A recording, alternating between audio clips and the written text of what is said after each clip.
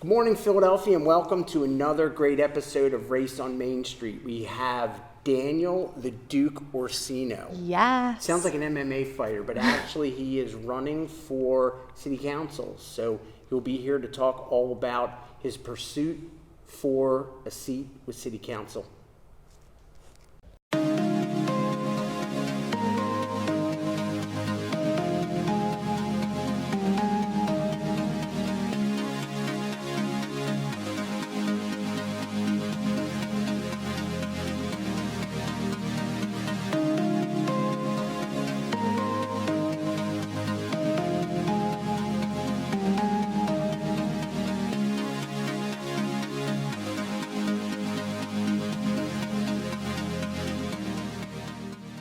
Good morning, Philadelphia, and welcome to another episode of Race on Main Street. Thanks for joining us.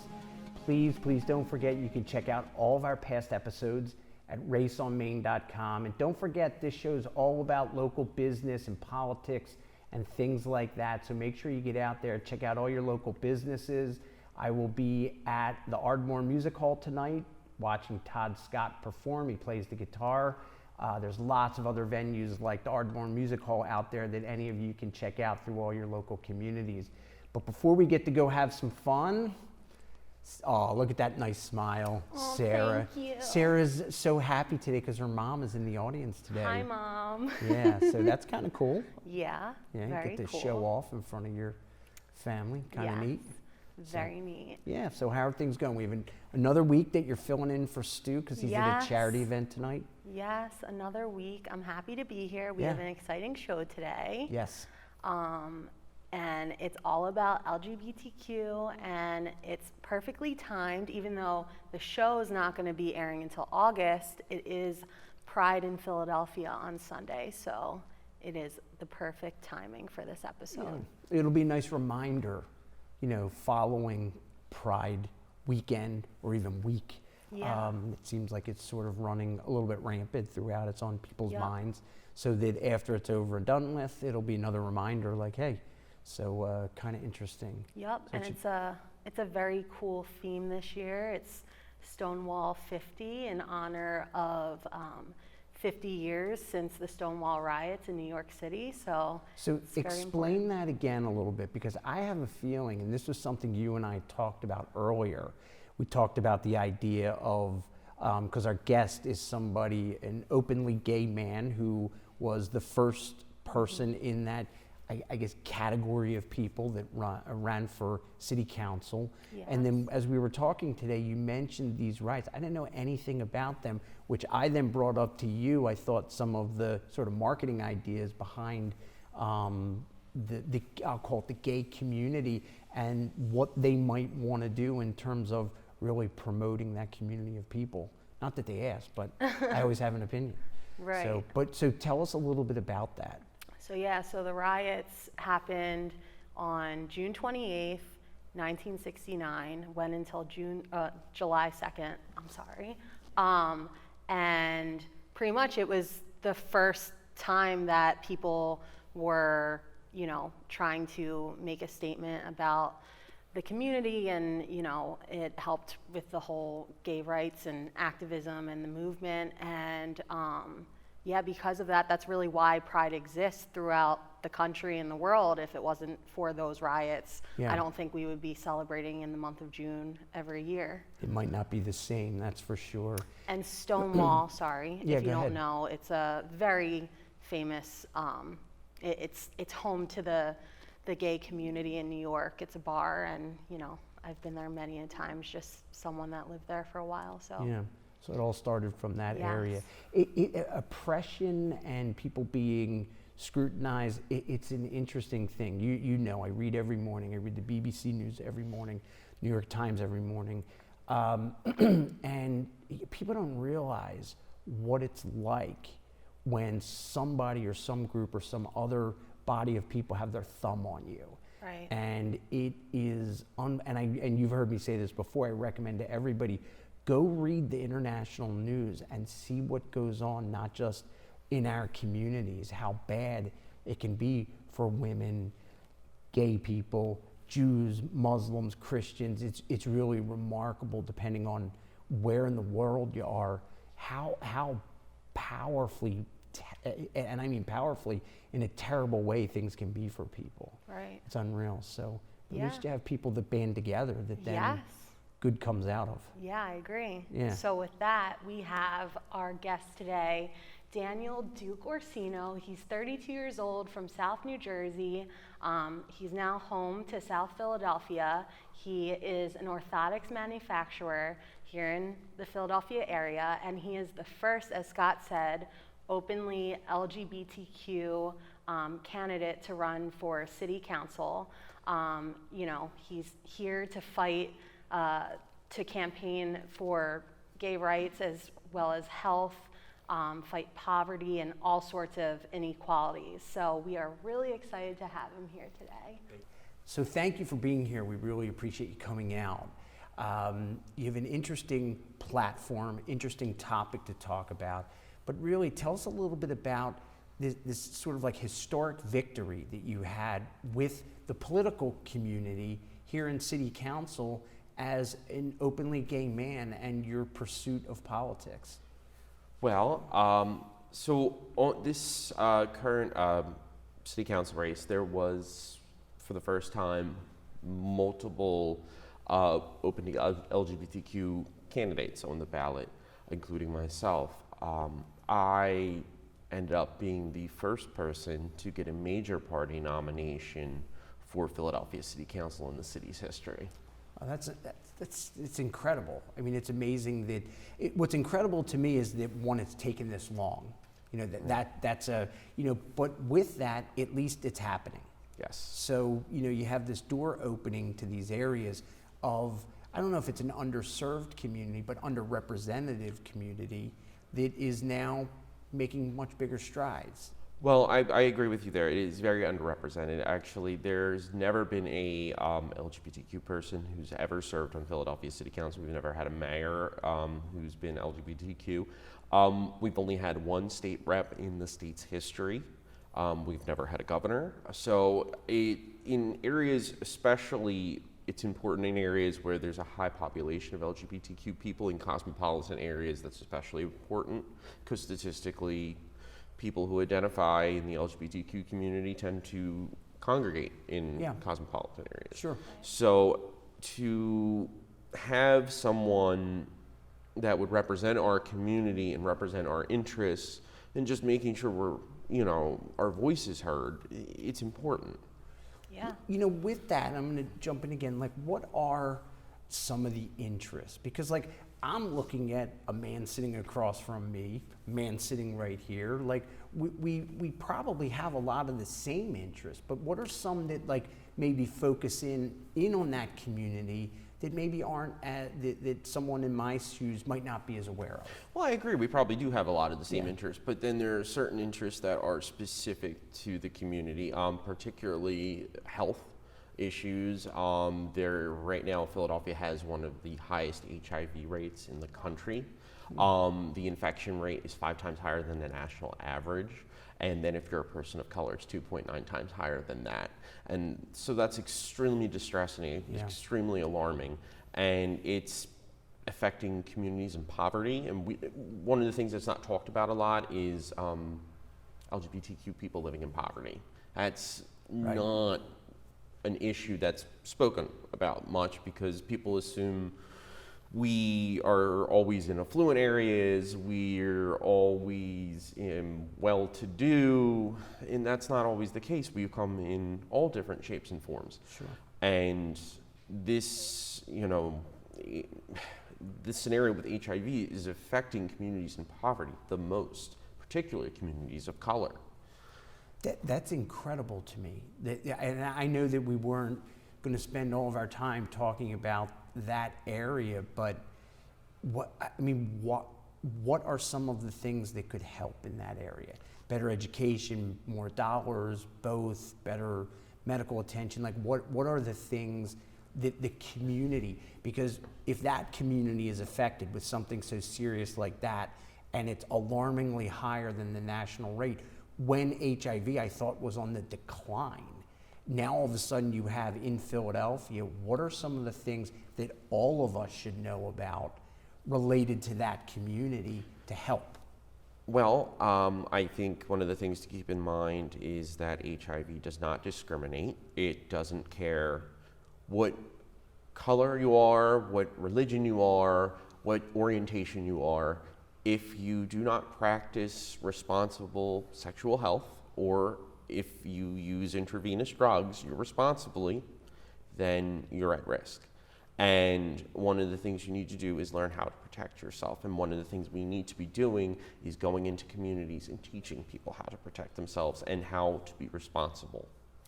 Is there any, and again, we'll move on to the next, but I'm just curious if you happen to know this, and I don't mean to put you on the spot, is it coming more from the IV drug problems, or from maybe the lack of protected sex?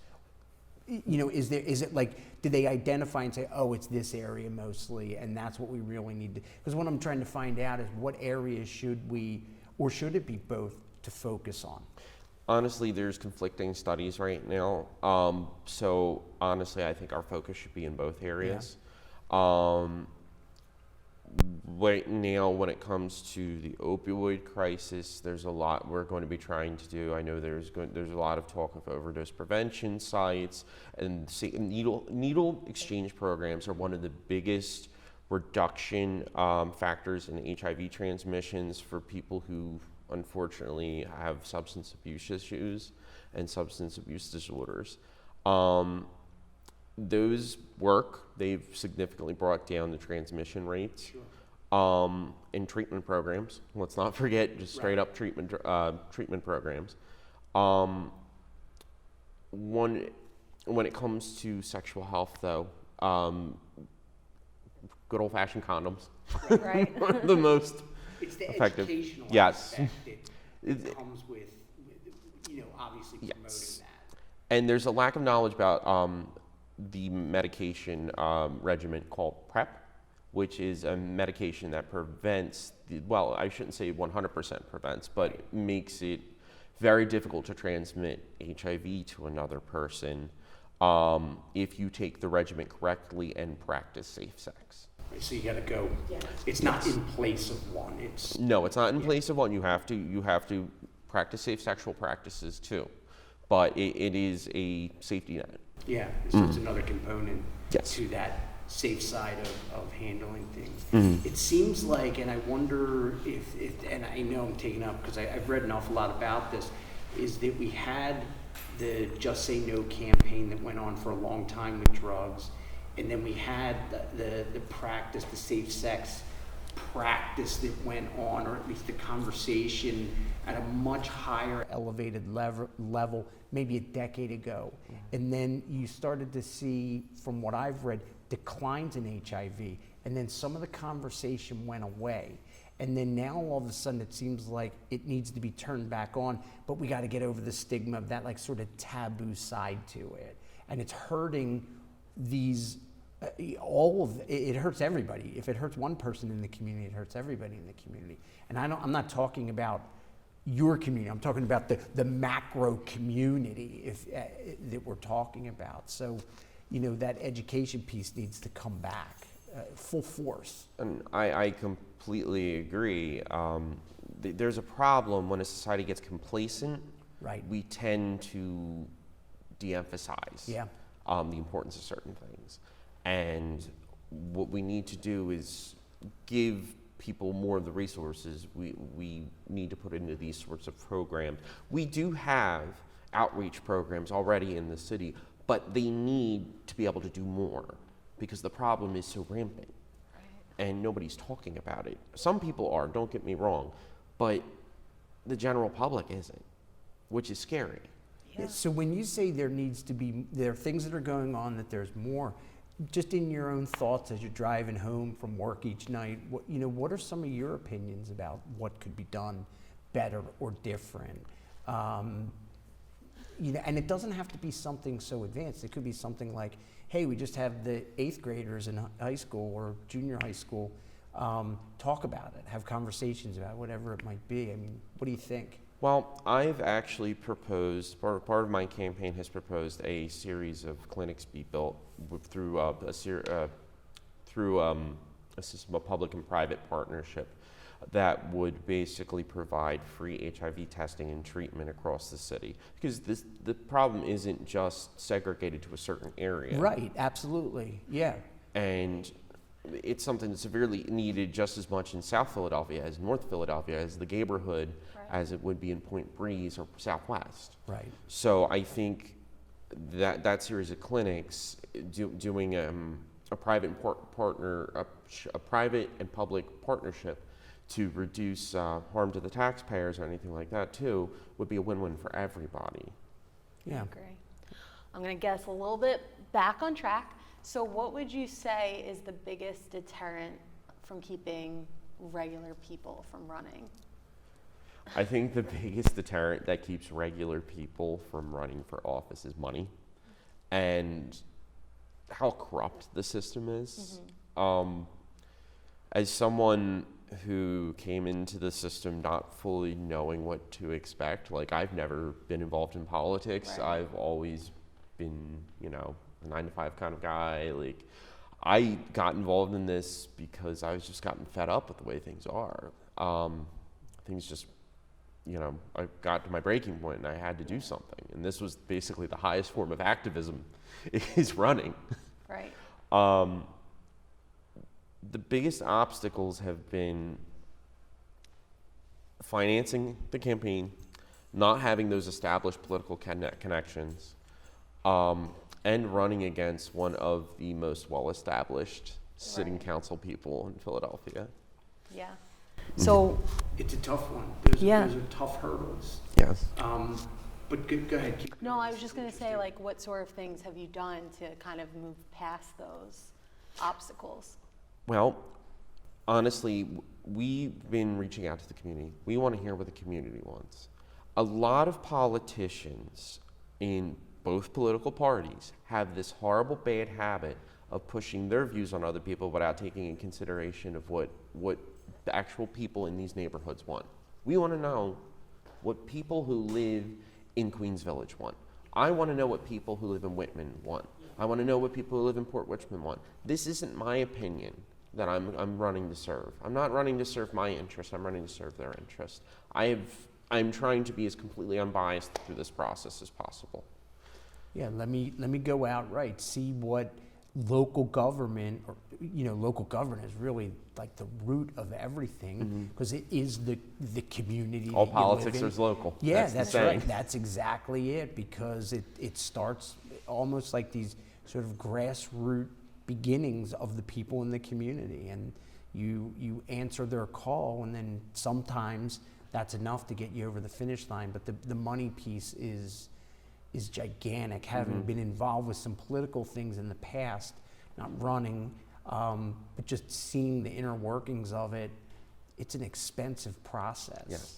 So it's not easy to just grab your flag and your picket sign and say, vote for me. Yeah. There needs to be more there. So what are some of the, what's some of the feedback that you've gotten?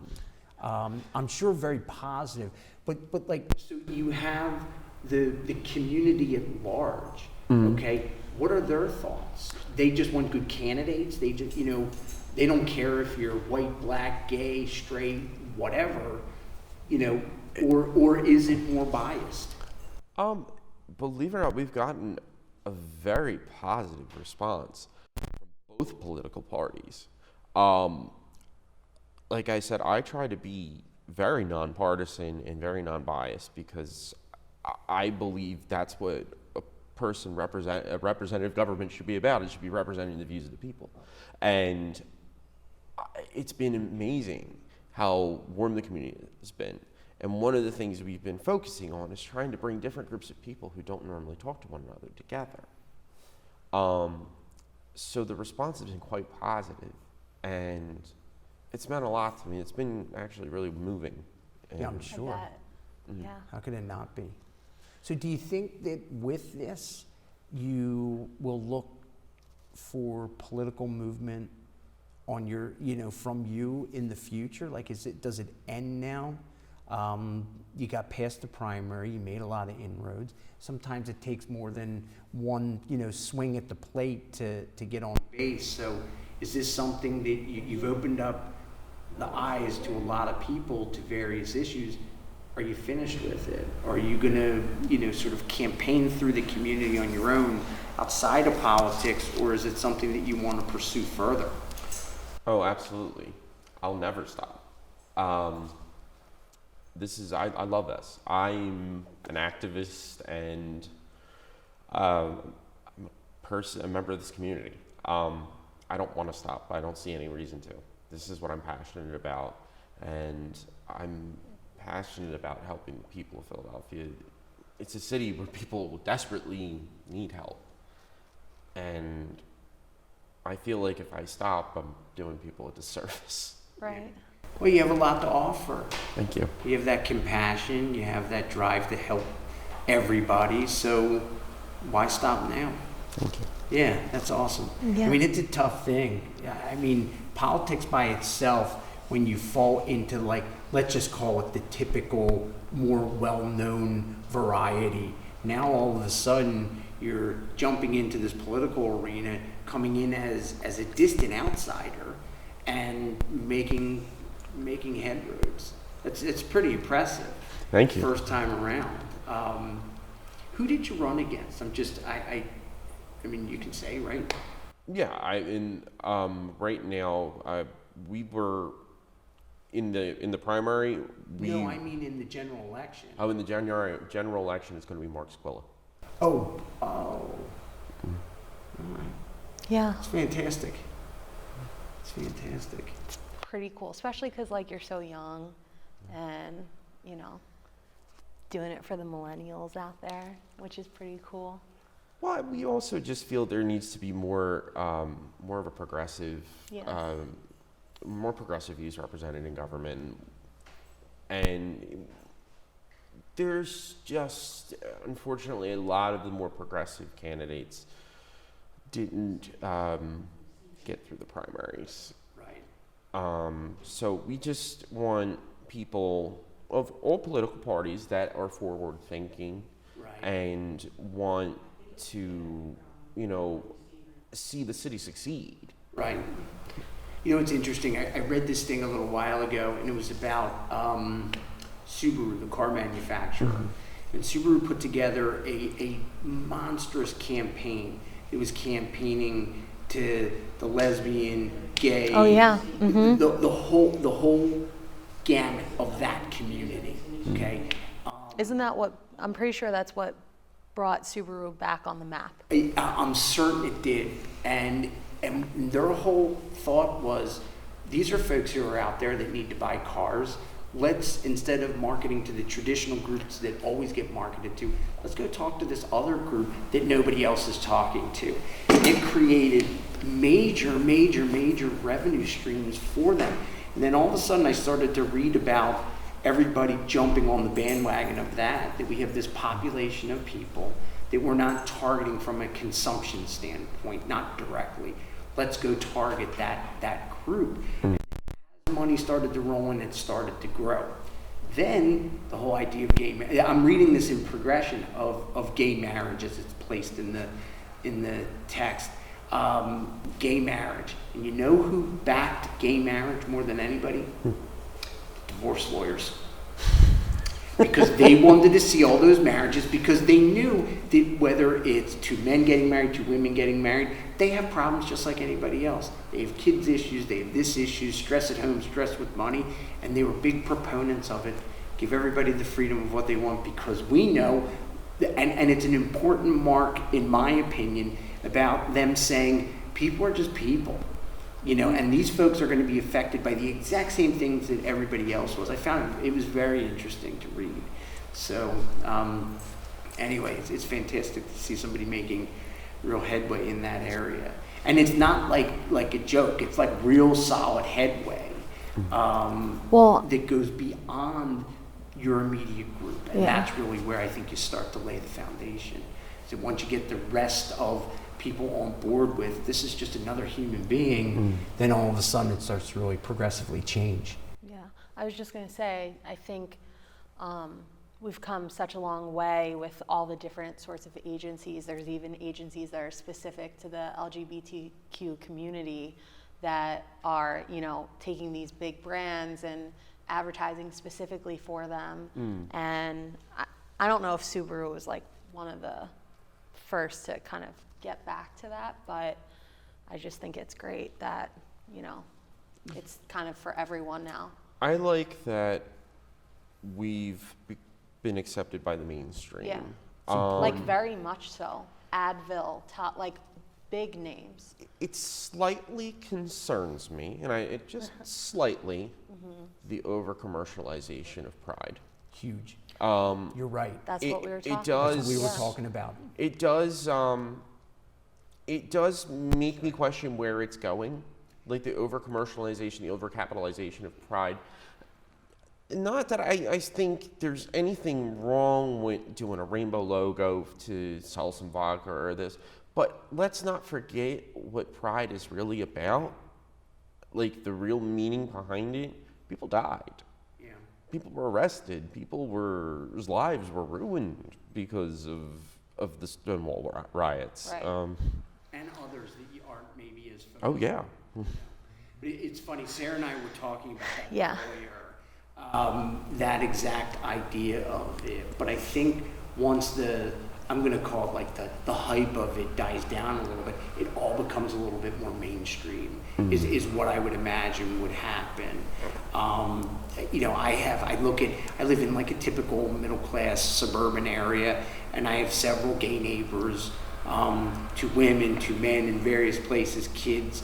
You wouldn't have seen that 20 years ago, I don't think. And now it's very commonplace, or at least it's certainly more commonplace than it ever was. So I think it's starting to become a little bit more mainstream, on a toned down fashion, I guess. It is, but there are still pockets, especially here in Philadelphia, of the city. Well, I shouldn't say pockets because that sounds small, but there are entire areas of the city where there are, let's just say, where LGBTQ people are still unaccepted. South Philly is one of them. Actually, South Philly has one of the highest rates of hate crimes against LGBTQ people in the city. That was on the mayor's list of, not the mayor's list, the commission for, how we said the LGBTQ State of the Union, and they had, they were talking about, there was someone from the mayor's, it was from the Commission on Cultural Affairs, I think it was. Yeah, that's where we know somebody on that commission. So no, you're right. You have to. It's not perfect. It'll get better and better. It'll always have its fight, though.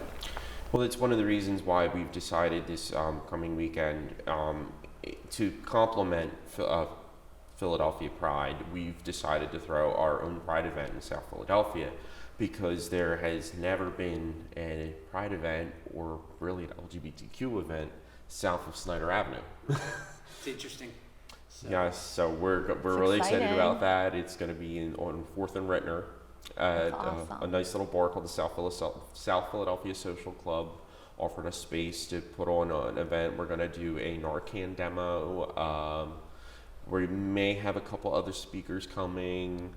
So it should be really good. Oh, and Babashi Health Center, the LGBTQ Health Center, donated packets with condoms and different testing information for us. So that was really nice of them. So. Awesome.